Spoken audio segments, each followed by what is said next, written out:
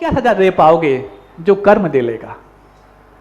और जब तुम्हें उसकी भ्रष्टाचारी और बेईमानी पर शक नहीं है तो लापरवाही तो खुद से भी हो जाती है, उससे हो गई कौन सी बड़ी बात है। और लापरवाही यदि हुई है तो ठीक ठाक भी हो सकती है, भी अच्छी बात है। बात समझ में आ रहे हो? मैंने पूरा समझ लिया है। 20 साल पुरानी से लेके अभी तक जितनी मेरी दिमाग में आई हैं, उसके पहले तो बहुत बड़े बड़े काम थे ही नहीं। और मान लो और जितनी पुरानी कमेटियां, 35 साल पुरानी मान लो, चलो 35 साल पुरानी कमेटी से लेके आज तक की सारी कमेटियां, लापरवाही संभव है, किसी से भी संभव है, लेकिन बेईमानी किसी ने नहीं की। इतना तो यहाँ की जमीन में देवशास्त्र गुरु के प्रति संस्कारों का प्रभाव है कि वो दुनिया के प्रति बेईमानी भली कर ले, धर्म और गुरु के प्रति बेईमानी कोई नहीं करेगा। और यदि इसमें शक है तो धीमे ताली बजाना, और यदि शक नहीं है तो दोनों हाथ खोल के ताली बजाना।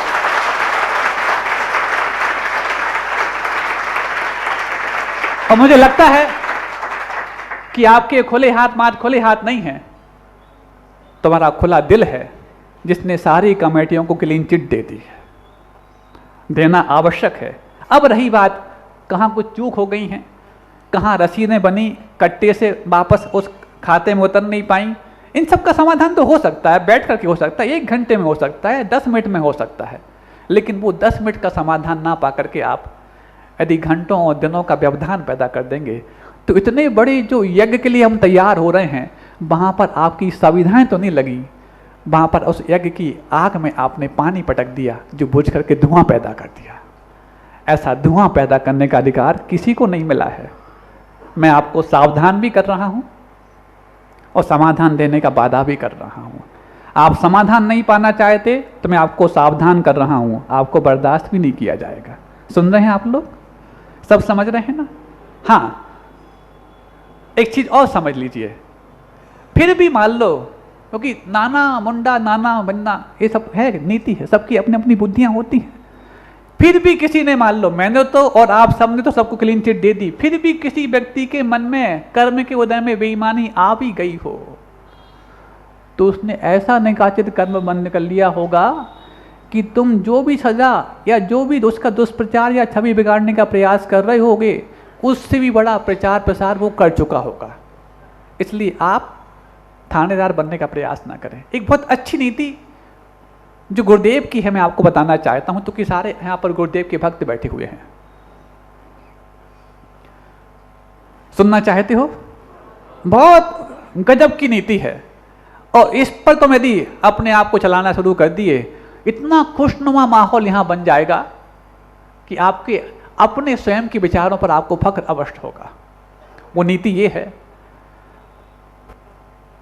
करने वाले के दोष कहने वाले में तुरंत आने लग जाते हैं। फिर से एक बार कहें, ये गुरुदेव के वाक्य हैं। करने वाले के दोष कहने वाले में तुरंत आने लग जाते हैं। इसका अर्थ हम समझा दे रहे हैं। किसी ने दोष किया, अरे तुम ऐसा, तुम तो भगवान के रूप थे, तुमने ऐसा कर दिया। अब देखना, जैसे ही तुमने किसी व्यक्ति को दोष करते हुए देखा, आप हमारी तरफ देखना आंखों को, बहुत कुछ हम मुख से कम बोलते हैं, एक्शन से ज़्यादा बोल देते हैं, उसको आप देखना। और इस बीच में तुम्हारी ये आंख लग गई तो फिर देख नहीं पाओगे। तुम ऐसा, ये आंखें क्या हो गई, एकदम फटी फटी रह गई। किसी को जिससे हम उम्मीद नहीं करते थे, यदि उसने दोष कर दिया हो, गलती कर दी, अपराध कर दिया हो, तुम ऐसा, मतलब आंखें फटी रह गई। अब हमने पहली बार देखा तुम ऐसा उसके मुख पर बोला तो हमें बहुत ऑड फील हुआ।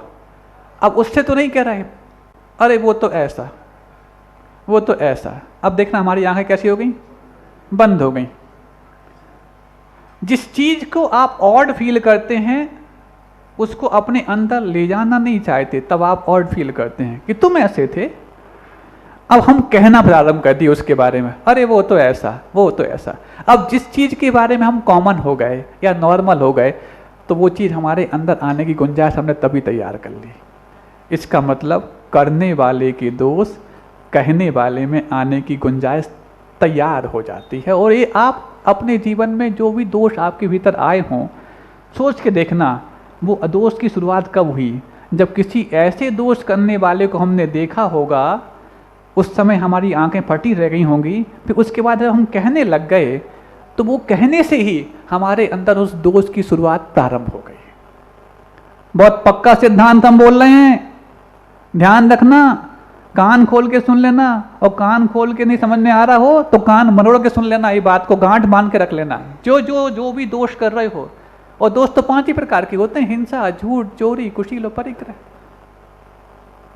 इन 5 में से जो भी दोष आपके भीतर आ गए हों और आप भगा ना पा रहे हों, तो उसको एनालाइज करो, ये दोष मेरे पास कब से शुरुआत हुआ।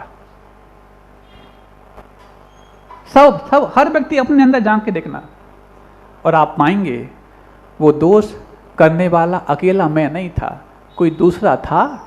उसको देख करके मैंने कहा, अरे ये ऐसा करता है। फिर मैं कहने लग गया, अपने आप से भी बार बार कहने लग गया, दूसरों से भी कहने लग गया, और धीरे धीरे उस दोष के प्रति मैं बहुत कॉमन हो गया। और जैसे ही कॉमन हुआ नहीं कि वो दोस्त तो घात लगाए बैठा था, कौन मेरे लिए सैन लगाता है, मैं उसमें प्रवेश कर जाऊं। इसलिए वो जो दोष कर रहा है वो तो अपना पाप का घड़ा भर रहा है, लेकिन तुम कह करके अपने भीतर दोष लाने का प्रयास भी मत करो, और थानेदार और ठेकेदार बनने का प्रयास भी मत करो। सारे काम आसान हो जाएंगे। एक पंक्ति, बहुत वजनदार पंक्ति है, आज के प्रवचन का सबसे मूल्यवान सूत्र हमने आपको दे दिया। करने वाले के दोष कहने वाले में तुरंत आने लग जाते हैं। आज इसकी माला फेर लेना, नमोकार मंत्र की एक माला कम हो जाए तो कोई बात नहीं, इस पंक्ति की माला फेर लेना। गुरुदेव का वाक्य है, मंत्र से कम नहीं है। सबसे बोल रहे हैं, महिलाओं से भी बोल रहे हैं, पुरुषों से बोल रहे हैं, बच्चों से भी बोल रहे हैं, युवाओं से भी बोल रहे हैं। करने वाले के दोष कहने वाले में तुरंत आने की संभावना बढ़ जाती है, आ ही जाते हैं। अब बताओ, यदि तुमने इसकी माला फेर ली तो कल तुम किसके दोष दूसरों से कह पाओगे? कह पाओगे? बताओ, कह पाओगे?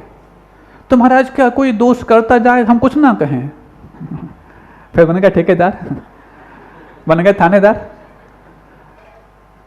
अच्छा ये बताओ, दुनिया में कितने दोषियों को देख करके तुमने उनको हवालात भेज दिया? क्या दुनिया में दोष नहीं होते? तुम्हारे घर में दोष नहीं होते? पड़ोस में दोष नहीं होते? कितनों को भेज दिया तुमने? भेज पाए आज तक? किसी को नहीं भेज पाए, लेकिन खुद को कैद खाने में आज तक भेजते रहे। यही तो आजाद भारत के गुलाम व्यक्तियों की नसीहत है। मैं ऐसे ही ऐसी चीजों को लाके बताऊंगा कि गांधी जी ने क्यों आखिरकार ये कहा कि मैं ऐसे किसी व्यक्ति को वोट डालने का अधिकार नहीं दूंगा जो परिश्रम में विश्वास नहीं करता होगा। अब प्रश्न उठता है कि परिश्रम करने वाला मात्र बुद्धिमान होता है क्या? जो ऑफिस में बैठ के काम कर रहा है उसके पास तो बुद्धि है, तब तो ऑफिस तक पहुंचा है बिना परिश्रम के भी। लेकिन गांधी जी का इस बात को कहते वक्त बहुत बड़ा एक रहस्यपूर्ण मंतव्य था।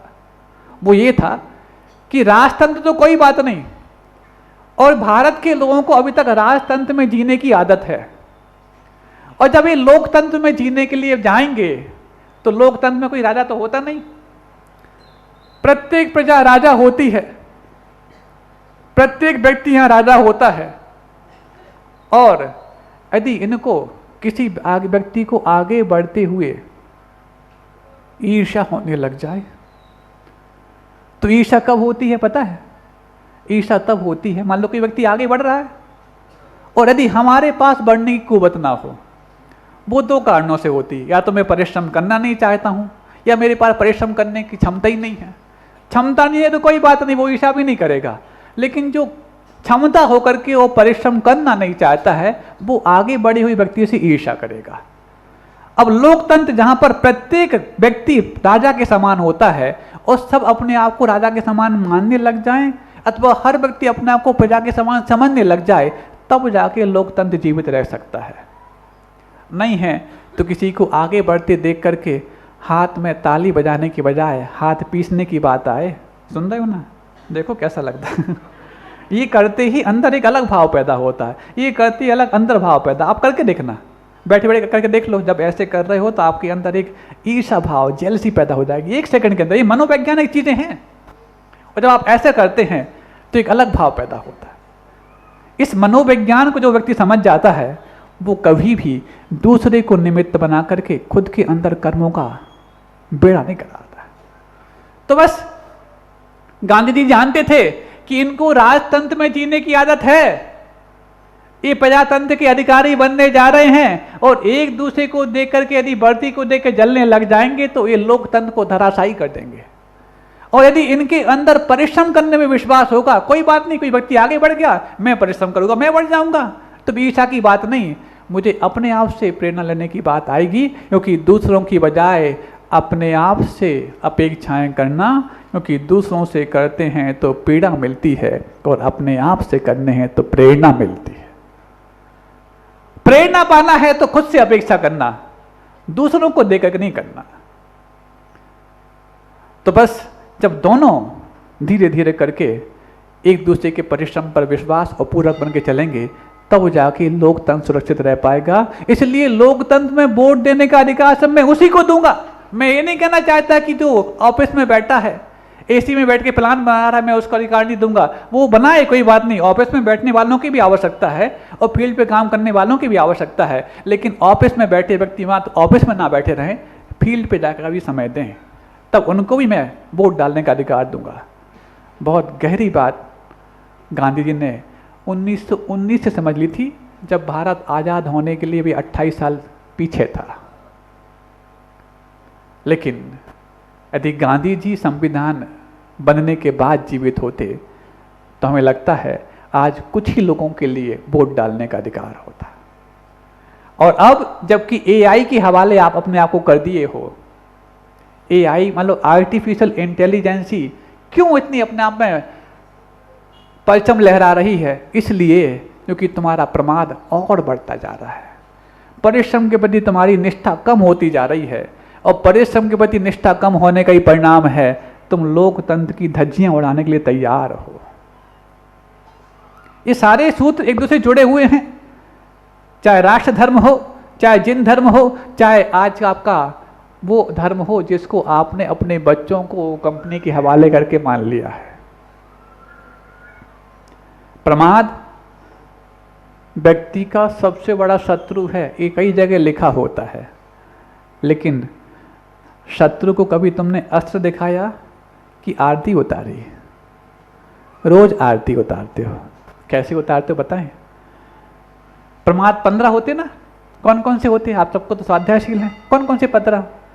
पूरे 15 याद ना हो, लेकिन एक तो आप सब जानते हैं, निद्रा। निद्रा को प्रमाद मानते ना।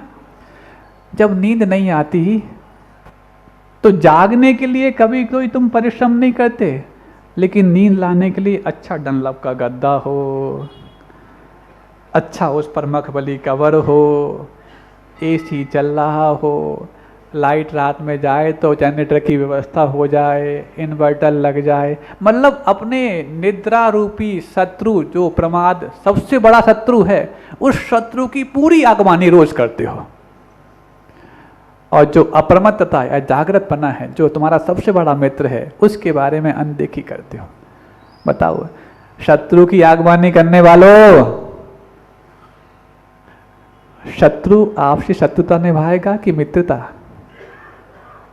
शत्रुता ही निभाएगा। वो प्रमाद को जितनी तुम सुविधाएं दोगे और प्रमाद बढ़ाएगा। दुनिया में तमाम चीजें डिले करने के बाद कमजोर पड़ती हैं। यदि आपका उत्साह है, आपने डिले कर दिया, कमजोर पड़ जाएगा। आपका पुरुषार्थ आपने डिले कर दिया, कमजोर पड़ जाएगा। आपने पैसा कमाना चाहा, आज नहीं कल करेंगे तो आप पैसे कमाने के मामले में कमजोर पड़ जाओगे। लेकिन एक चीज है, जितना डिले करोगे उतना मजबूत होगी, जितना उसको आप टाल लोगे उतना और मजबूत होगी। उसी मजबूत चीज का नाम है आलस और प्रमाद। आज नहीं, अब कल देख लेंगे, अब प्रमाद और मजबूत हो गया। अब आज तो ठीक है, तब अब और देख लेंगे बाद में। जितना तुमने डिले किया उतना तुम्हारा शत्रु और मजबूत हुआ, और फिर उसकी आगवानी में तुमने इतने साधन स्पष्ट कर दिए, फिर तो वो पावरफुल होकर के आता है। आता कि नहीं आता? महाराज नींद नहीं आती, गोली खा के लाते हैं। नींद मन की खुराक है, आराम तन की खुराक है। यदि आपने अपने शरीर से काम लिया है तो शरीर को आराम आवश्यक है, नींद आवश्यक नहीं है। लेकिन ये जो मैं काउंट करता हूँ कि मैं लेट तो गया, नींद तो आ ही नहीं रही है, तो वो काउंट करने के कारण ज़्यादा नींद नहीं आती। 12 बज गए अभी तक नींद नहीं आई, कब से पड़े हैं बिस्तर पर, 1 बज गया नींद नहीं आई। अरे तू मन को ये बोल दे, हे मन, मैंने तेरे लिए आराम देने का काउंटडाउन शुरू कर दिया है, तुझे जब सोना होगा सो जाना, मेरा काम तो पूरा हो रहा है। तो जब ये मन निर्विकल्प होगा तो नींद आ भी जाएगी।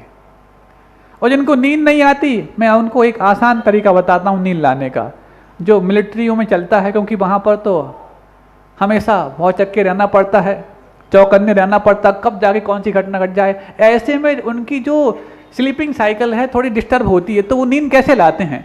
4-7-8 का एक तरीका होता है। ये 4-7-8 क्या है, सुन रहे हो? जो नींद के लिए गोलियां खाते हैं, उनकी गोली छुड़ाने का अचूक उपाय हम बताने जा रहे हैं। सुनना चाहते हो? डिप्रेशन में पहुंच गए हो चाहे कहीं भी पहुंच गए हो। 4-7-8, ये क्या है हमारा 4-7-8? 4 सेकंड तक श्वास लो,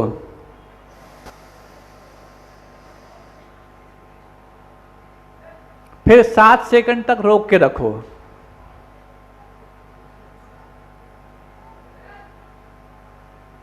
फिर 8 सेकंड में उसको धीरे धीरे रिलीज करो।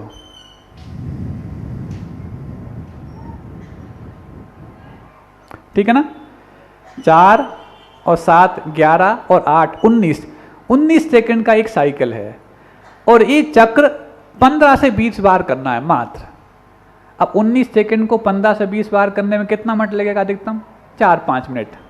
बस 4-5 मिनट तुम इतना कर लिए, चैलेंज है, नींद आ ही जाएगी।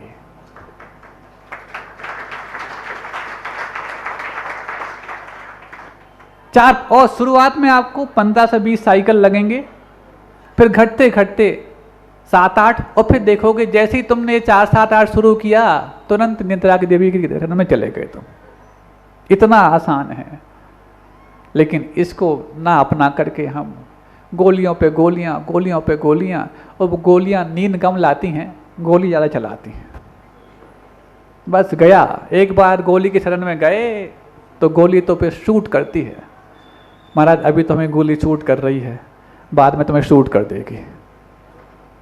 4-7-8 मिलिट्री के जितने भी लोग इसको अपनाते हैं, क्योंकि उनको तो अनिद्रा की शिकायत बहुत होती है, पता नहीं कब कौन आ धमकेगा, चौकन्ना रहना पड़ता है, तो उनका स्लीपिंग साइकिल डिसऑर्डर हो जाता है। तो उस तरीके से सोते हैं वो, नींद की गोलियां खाने लग जाएं तो बर्बाद हो जाए।